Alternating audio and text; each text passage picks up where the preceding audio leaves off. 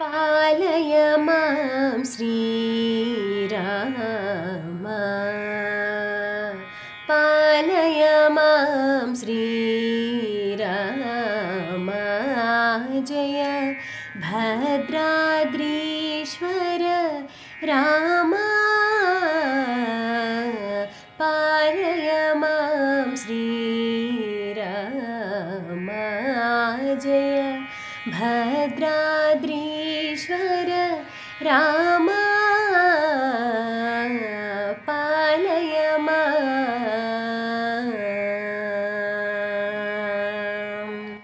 కమలావల్లభ రామ జయ కబంధ సంహార రామ కమలావల్లభ రామ జయ కబంధ సంహార రామ పాలయ మాం.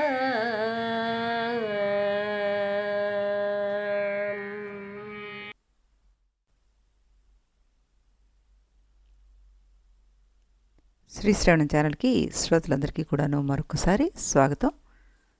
ఈరోజు మనం విన్న ఈ రామదాసు కీర్తన ముఖారి రాగంలో కూర్చబడి ఉన్నటువంటిది. హరిచందన చాలా చక్కగా పాడి వినిపించింది. ఆ అమ్మాయికి అనేక అభినందనలు తెలుపుతూ మనం ఈ ప్రహ్లాదుడు ఏ విధంగా విష్ణు భక్తిలో మునిగిపోయి తనతో పాటు తన ప్రజలందరినీ అంటే తనతోటి ఉన్న రాక్షసులందరినీ కూడాను విష్ణు భక్తుల్ని చేసేశాడు అని తెలుసుకుంటున్నాం. ఆ సందర్భంలోనే విష్ణువు దగ్గరికి స్వర్గంలో ఉన్నటువంటి వారందరూ దేవతలంతా కూడాను ఆయన దగ్గరికి వెళ్ళడం జరిగింది అని చెప్పుకున్నాం మనం. ఆయన దగ్గరికి వెళ్ళి ఏమడుగుతున్నారు? స్వామి, ఇదేం విపరీతం, ఈ తామస జీవులంతా ఇలా నీ పూజలు చేసేస్తున్నారేమిటి? దీనివల్ల ఎవరి కొంప మునగబోతోందో కదా అని గోల పెట్టారు. శ్రీ మహావిష్ణువు నవ్వి, ఆశ్చర్యపడకండి, కంగారు పడకండి, ప్రహ్లాదుడికి ఇదే చివరి జన్మ, అతని భక్తి మీకు అపకారం చేయదు అని దేవతలను ఓదార్చి పంపించేశాడు. ఇక్కడ ప్రహ్లాదుడి భక్తి క్రమక్రమంగా ముదిరి వైరాగ్యంలోకి చేరింది. అతను ఇతర వ్యవహారాలన్నీ మానే నారాయణోపాసనలో కాలం గడిపేస్తున్నాడు. ఈ స్థితిని గమనించిన శ్రీహరి ఒకరోజు అతని పూజాగృహంలోకి సాక్షాత్కరించారు. ప్రహ్లాదుడు ఆనందభరితుడై ఆ స్వామిని మనోహరంగా స్తుతించాడు.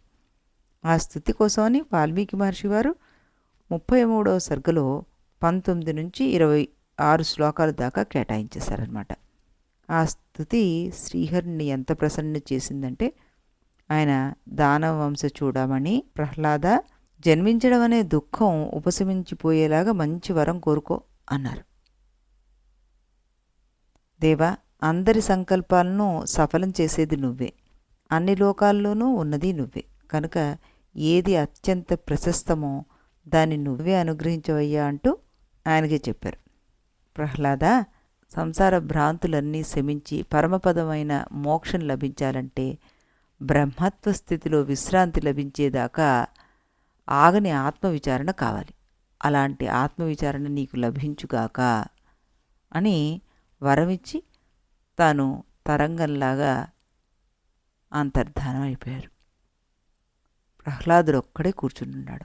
ఆనందపరవశుడై కొంతసేపు హరిస్తోత్రాలు చేసుకున్నారు. కొంతసేపు అయ్యాక, నీకు ఆత్మవిచారణ లభించుగాక అన్నారు కదా స్వామివారు, కనుక నేను ఈ ఆత్మవిచారణ చేసి తీరాలి, చేస్తాను అనుకుని, కిమహం నా తావత్ స్యాం యోస్మిన్ భువనడంబరే వచ్మి గచ్చామి తిష్టామి ప్రయత్నేనాహరామి చ అంటూ 34వ సర్గులో 8వ శ్లోకంలో చెప్పారనమాట. నేను అంటే ఏమై ఉంటుంది? నేను మాట్లాడుతున్నాను, వాగేంద్రియం, నేను వెడుతున్నాను, ఇది పాదేంద్రియం, నేను నిల్చున్నాను, ఇదేం క్రియ, అది అసలు క్రియేనా, నేనున్నాను, నేను నిల్చున్నాను, ఈ రెండు ఒకటి కాదు, ఈ రెండు వేరు వేరే క్రియాపదాలే, కానీ ఇక్కడ రెండు క్రియలు ఉన్నట్టుగా కనబడవే. అది అలా ఉండని, నేనేవో విషయాలు తెచ్చుకుంటున్నాను. తెచ్చుకోవడం అంటే ఏమిటి? అనుభవించడమే తెచ్చుకోవడం. నేను విషయాలను దేంతో తెస్తున్నాను?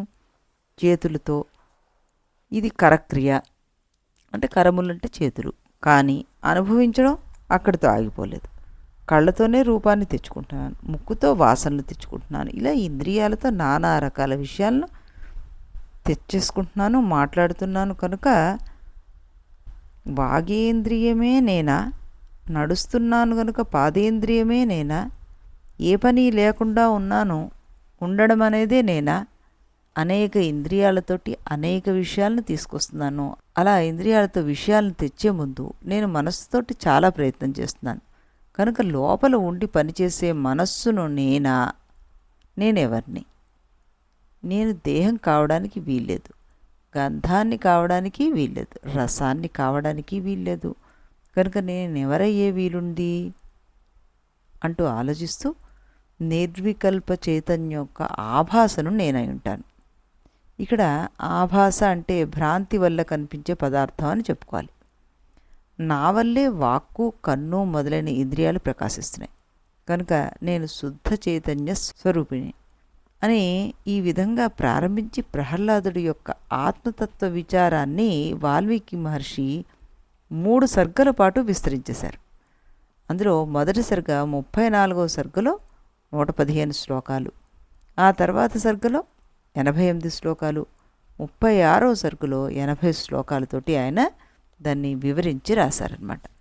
వాటిలో 34వ సర్గలో ప్రహ్లాదుడు తన విచారణా బలం చేత అనాత్మవర్గాన్ని, ఆత్మని విడదీసి తాను సత్ చిత్ స్వరూపుడైన అద్వితీయుడైన ఆత్మను అని నిశ్చయం చేసుకున్నాడు. 35వ సర్గలో ఇలా తాను సాక్షాత్కారం చేసుకున్న ఆత్మస్వరూపాన్ని ఓంకార స్వరూపంగా పరిశీలించి తనకు తానే నమస్కరించుకొని ఈ జ్ఞానబలంతో పూర్వపు బంధాలను గురించి ఒకసారి సింహావలోకనం చేసుకొని ఆనందించాడు.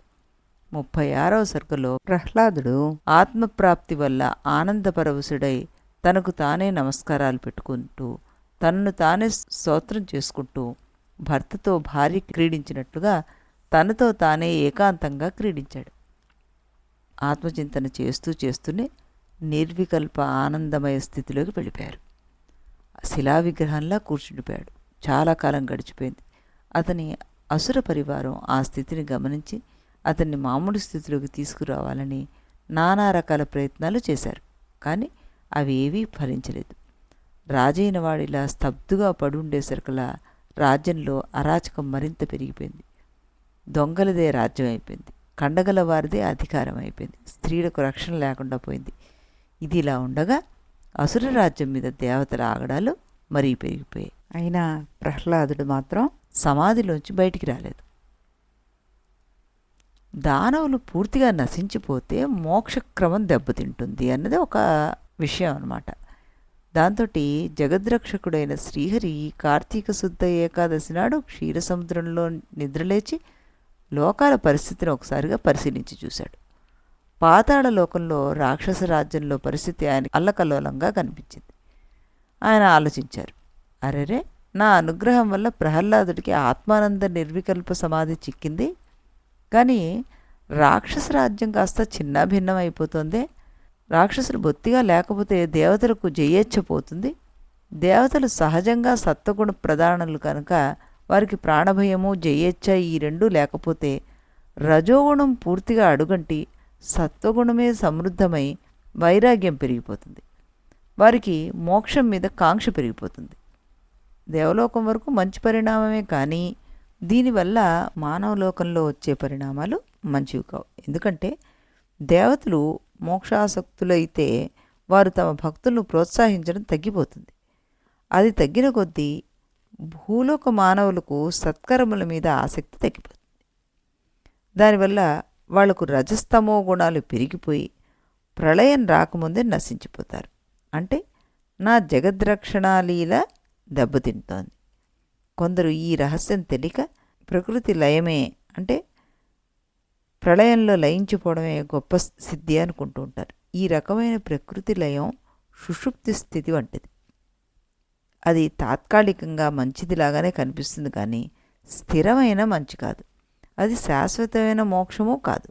కనుక అది అభిలాషణీయం కాదు అనుకున్నారు ఆయన. ఎవరికైనా సరే సత్కర్మానుష్ఠానం ద్వారా జ్ఞానం మీద ఇచ్చ కలగాలి. ఆ జ్ఞానేచ్ఛ వల్ల తత్వజ్ఞానం కలగాలి. తత్వజ్ఞానం వల్ల తత్వ సాక్షాత్కారం కలగాలి. అప్పుడు పునరావృత్తి రహితమైన శాశ్వత మోక్షం లభించాలి. మోక్షం రావాల్సిన క్రమం ఇలా ఉండాలి. సృష్టిలో దానవులనేవారు పూర్తిగా నశించిపోతే ఈ మోక్ష క్రమం దెబ్బతింటుంది. అలా జరగనీయకూడదు. దీనికి ఏదైనా ఉపాయం చేయాలి అనుకున్నారు ఆయన. ఈ ప్రహ్లాదుడికి ఇది చివరి జన్మ. ఇది పరమేశ్వరుడి సంకల్ప సిద్ధి, దైవనియతి.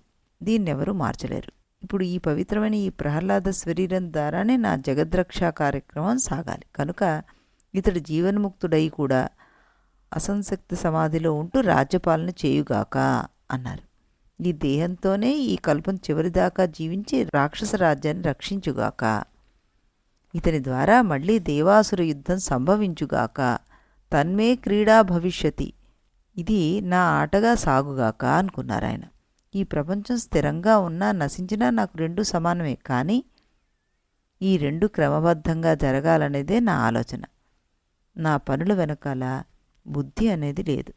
అంటే ఇది ఇలాగే జరగాలని పట్టుదల లేదు అని అర్థం అన్నమాట. కనుక నేను అభినివేశం లేకుండా ఇప్పుడు పాతాళ లోకంలోకి వెళ్ళి నా కర్తవ్యాన్ని నిశ్చలంగా నిర్వర్తిస్తాను. శ్రీ మహావిష్ణువు ఇలా ఆలోచించుకుని సరాసరి ప్రహ్లాదుడి మందిరంలోకి వెళ్ళిపోయి అక్కడ ప్రత్యక్షమయ్యి పాంచజన్యాన్ని గట్టిగా పూరించారు. ఆ మహానాదానికి అక్కడ ఉన్న దానవులంతా భయపడి మూర్ఛపడిపోయారు. ప్రహ్లాదుడికి మాత్రం బ్రహ్మరంధ్రంలో ఉన్న ప్రాణశక్తి వెనక్కి తిరిగి ఇంద్రియాల్లోకి ప్రవేశించింది. దానివల్ల మెల్లిగా అతని మనస్సు బలం కూడా తీసుకుని ఇంద్రియాల్లోకి ప్రసరించింది. ఈ స్థితిలో మేలుకో అన్న మధుర కంఠస్వరం అతని మనసులోకి దూరిపోయింది. అది సాక్షాత్ శ్రీహరి కంఠస్వరం. ఆ స్వరంతో ప్రహ్లాదుడు పులకించిపోయాడు. మొహం వికసించిపోయింది. సమాధిలోంచి బయటకు వచ్చేశాడు.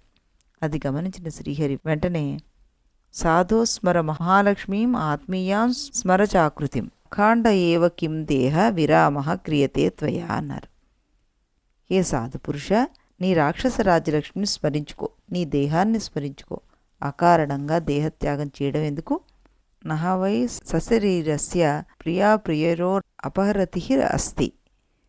శరీరం ఉన్నంతవరకు అది ప్రియం, అది అప్రియము అనే భావన పోనేపోదు. ఇది ఉపనిషత్ వాక్యం. కనుక ఈ శరీరం మనకెందుకు అంటావేమో, అది పొరపాటు. ఇది కావలసినది, ఇది అక్కర్లేనిది, ఈ రకమైన సంకల్పాలు ఎవరికి లేవో అటువంటి నీకు ఈ శరీరంలో ఉండే ప్రియాప్రియాలతోటి సంబంధం ఎలా సంభవించగలదు? కాబట్టి వెంటనే లే. నువ్వు ఈ శరీరంతో ఈ కల్పం చివరిదాకా జీవించి ఉండాలయ్యా. ఇది దైవ నియతి. ఇది ఇలాగే జరుగుతుంది, మాకు తెలుసు. నువ్వు జీవన్ముక్తుడివై ఈ రాజ్య పరిపాలన చేస్తూ ఏ ఉద్వేగాలు లేకుండా ఈ శరీరంతోనే ఈ కల్పాంతం వరకు కాలక్షేపం చేసి తీరాల్సిందే. ఈ శరీరం ఈ విధంగా ఉండడానికి తగిన విధంగానే సృష్టి చేయబడింది. ఇంకా కల్పాంతానికి సమయం రాలేదు. కనుక శరీర త్యాగాన్ని నువ్వు చేయకు. అయినా ఎవరయ్యా మరణించాల్సింది? అజ్ఞానం ఎక్కువైపోయి మనస్సులో కల్లోలం అయిపోయి దుఃఖాలు మితిమీరిపోయి ఎవరిని కొరుకు తింటున్నాయో వాడు మరణిస్తే బాగుంటుంది. కానీ ఆశాపాశాలు పెరిగిపోయిన వాడు మరణిస్తే బాగుంటుందా? కామక్రోధాలు పెచ్చు పెరిగిపోయిన వాడు మరణిస్తే బాగుంటుందా? ఎందుకయ్యా మరణం? అసలు మరణం అంటే ఏమిటి? ఈ శరీరాన్ని వదిలిపెడితే దాన్ని మరణం అంటోంది ఈ లోకం. కానీ సద్రూపుడైన ఆత్మకు క్రియలే లేవు. కనుక అతనికి శరీరత్యాగం అనే క్రియ అసలు ఎలా సంభవిస్తుంది? శరీరత్యాగం జరగాలి అంటే దాని వెనకాల శరీరంతో సంగం ఉండి తీరాలి కదా. మరి ఆత్మ అసంగం, పైగా ఈ శరీరం అసద్రూపం. కనుక ఆత్మస్వరూపుడైన నీకు ఈ దేహంతో సంగం ఎలా కుదురుతుంది ప్రహ్లాద? దేహసంగమే లేకపోతే దేహత్యాగం ఎలా కుదురుతుంది చెప్పు. కనుక నీకు మరణం అనేది సాధ్యం కానే కాదు అన్నారు. అని ఎవడి మనస్సు ఆత్మతత్వ దర్శనం నుంచి పక్కకు తొలగిపోదో అలాంటి యథార్థదర్శికి, అలాంటి జ్ఞానికి జీవించడమే శోభ అన్నారు. ఎవడికి అహంకారం లేదో, ఎవడికి బుద్ధికి ఏది అంటదో, ఎవడు సర్వ విషయాల మీద సమంగా ఉంటాడో అలాంటి వాడు జీవించడమే శోభ. ఎవడి పేరు వింటే, ఎవడిని చూస్తే, ఎవడిని తలుచుకుంటే పరిసరాల్లో ఉండే జీవులకు ఆనందం కలుగుతుందో వాడు జీవించడమే శోభ. అయినా ప్రహ్లాద, జీవించడం అంటే ఏమిటి? ఉన్న దేహం కనిపిస్తూ ఉంటే దాన్ని జీవించడం అంటున్నారు జనులు. మరో దేహాన్ని పొందడం కోసం ఉన్న దేహాన్ని వదిలేస్తే దాన్ని మరణం అంటున్నారు. నీకు ఈ దేహం ఉందా? మరో దేహాన్ని పొందాలనుందా? రెండూ లేవే. మరి నీకు మరణం ఎక్కడుంది? జీవించడం ఎక్కడుంది? నీకు రెండూ లేనేలేవు. అద్దం తనకి ఎదురుగా వచ్చిన బింబాల రూపాలను తనలో గ్రహిస్తుంది. బింబం పక్కకు తప్పుకుంటే ప్రతిబింబాన్ని వదిలేస్తుంది. బింబాన్ని తీసుకున్నప్పుడు కానీ వదిలేసుకున్నప్పుడు కానీ అద్దానికి రాగద్వేషాలు రెండూ లేవు. అలాగే జీవన్ముక్తులైన తత్వవేత్తలు రాగద్వేష రహితులై వ్యవహారాలు చేస్తుంటారు. వారు ఆత్మస్వరూప విషయంలో మెలుకొని ఉంటారు. సంసార వ్యవహారాల విషయంలో వాళ్ళు నిద్రించి ఉంటారన్నమాట. జాగృతి స్వాత్మని స్వస్థాహ సుప్తా సంసార సంస్థితాహ అన్నారు. నువ్వు కూడా అదే పద్ధతిలో ఈ కల్పం చివరి వరకు పాతాళ లోకంలో రాజ్యలక్ష్మిని అనుభవించు. ఆ తర్వాత శాశ్వతమైన విదేహ కైవల్యాన్ని అనుభవించు అంటూ తన దీర్ఘ ఉపన్యాసాన్ని ఈ ప్రహ్లాదుడికి ఆయన వినిపించారనమాట. ఆ దేహం సంతోషపూర్వకంగా ఇలా అంది: దేవా, మంచి ఏది చెడు ఏది అని ఆలోచించి ఆలోచించి అలసిపోయి ఇప్పుడే ఒక క్షణం విశ్రమించాను. దేవా, తమ అనుగ్రహంతో నేనిప్పుడు సమాధిలోనూ సమాధి వెలుపల కూడాను సమస్వరూపంగా ఉన్నాను. సమాధి లోపల నువ్వే కనిపిస్తున్నావయ్యా, ఇప్పుడు సమాధి వెలుపల నువ్వే కనిపిస్తున్నావు. నేను దుఃఖంతో కానీ మోహంతో కానీ వైరాగ్య చింతతో కానీ దేహపరిత్యాగ బుద్ధితో కానీ సంసార భయంతో కానీ ఆ సమాధిలోకి వెళ్ళలేదు. ఉన్నాయి, రాజ్యబాధలు ఉన్నాయి, కానీ అవి బయట ఉన్నాయి. నేను ఏకైక స్వరూపుణ్ణి. నాకు దేహమే లేదు, సంసారమే లేదు, నాశమూ లేదు, భయమూ లేదు, అభయమూ లేదు. కనుక వాటి కోసం నేను సమాధిలోకి పోలేదు. ఆత్మవిచారణ వల్ల నాలో విశ్రాంతి మీద ఇచ్చ కలిగింది. అందుకోసమే నేను సమాధిలోకి వెళ్ళాను అన్నాడు. అని, దేవా, కొందరు నాకు విరక్తి కలిగిందని నేను ఈ సంసారాన్ని వదిలేస్తానని అంటున్నారు. ఇది తెలివి తక్కువ మాట.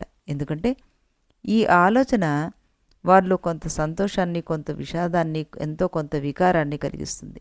దేహం లేకపోతే కష్టాలు లేవు, దేహం ఉంటే అన్ని కష్టాలే అనే పాడు ఆలోచన ఈ మూర్ఖుల్ని మాత్రమే పీడించుకుతుంటుంది. ఇది సుఖకరం, ఇది నాకుంది, ఇది దుఃఖకరం, ఇది నాకు లేదు అని మనస్సు ఈ మూర్ఖుల్ని పట్టి పీడిస్తూ ఉంటుంది, కానీ పండితుల్ని కాదు అన్నారు. అని ఆయన ఇంకా ఏమంటున్నారు: దేవా, నేను ఇలాంటి వాటికి భయపడి సమాధిలోకి వెళ్ళలేదయ్యా. కేవలం స్వభావ సిద్ధంగా ద్రష్ట అంటే ఏమిటి, దృశ్యం అంటే ఏమిటి అని విచారణ చేస్తూ చేస్తూ ఒక క్షణకాలం ఆత్మలోనే విశ్రమించాను నేను. ఆ స్థితిలో నాకు భావం లేదు, అభావము లేదు, దేయము లేదు, ఉపదేయము లేదు. ఇప్పుడు సమాధి వదిలాక కూడా నేను అలాగే ఉన్నాను. దేవా, నీకెలా రుచిస్తుందో అలాగే చేస్తాను. పద్మాల వంటి కళ్ళు నీవి. నువ్వు ముల్లోకాలకి రాజువి, ముల్లోకాలకి పూజ్యుడివి. నేను స్వభావ సిద్ధంగా భక్తుణ్ణి. స్వభావాన్ని బట్టి నీకు పూజ చేయాలనే సంకల్పం కలుగుతోంది. దయచేసి స్వీకరించు అంటూ ఆయనకి తదేక దృష్టితోటి అనేక పూజలు చేశారు ఈ ప్రహ్లాదుడు. ఆ పూజ పూర్తవుతూనే మహావిష్ణువు పరమానందభరితుడై, రాక్షసేశ్వర ప్రహ్లాద, ఇకలే ఈ సింహాసనంలో కూర్చో, నేనే నీకు స్వయంగా అభిషేకం చేస్తాను. నాతో పాటు వచ్చిన సిద్ధ సాధ్యాది దేవతల సమూహాలు నీకు రాజ్యాభిషేకం చేయుగాక అంటూ ప్రహ్లాదుని ఆశీర్వదించారు ఆయన. ఇష్టానిష్ట ఫలం త్యక్త్వా సమదర్శనయ ధియా వీతరాగ భయక్రోధ రాజ్యం సమనుపాలయ అంటూ 42వ సర్గలో 32వ శ్లోకంలో చెప్పి, ఇష్టాలు ఏవీ పెట్టుకోకుండా సమదర్శన బుద్ధితోటి రాగద్వేష భయ క్రోధాదులన్నింటినీ వదిలేసి ఈ రాజ్యాన్ని చక్కగా పాలించు అంటూ ఆయనకి చెప్పారు అన్న విషయాన్ని మనకి వశిష్ఠుల వారు శ్రీరాముడికి చెప్తున్న కథలో చెప్పి, కనుక రామ, నువ్వు కూడా ప్రహ్లాదుడిలాగా ఆత్మవిచారణ బలం చేత జీవన్ముక్తుడివై రాజ్యపాలన చెయ్యి అంటూ చెప్పారనమాట. అప్పుడు వశిష్ఠుల వారిని శ్రీరాముడు ఒక ప్రశ్న వేశాడు. ఆ ప్రశ్న ఏంటో మనం రేపటి ఎపిసోడ్లో ఇదే సమయానికి ఇదే ఛానల్లో మరొక రాముడి వారి కీర్తన విన్న తర్వాత తెలుసుకుందాం. అంతవరకు సెలవు.